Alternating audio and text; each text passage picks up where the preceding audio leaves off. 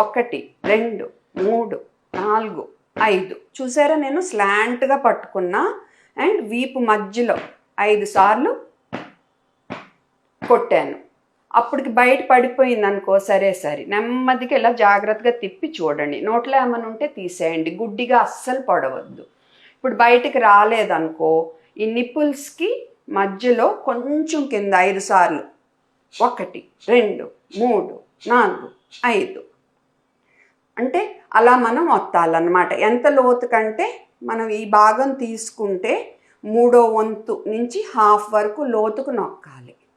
okay, so ఇలా 5 సార్లు మనం 1 2 3 4 5 మళ్ళా 1 2 3 4 5 ఇలా 3 సైకిల్స్ అయ్యేసరికి కూడా అది బయటికి రాకపోతే 108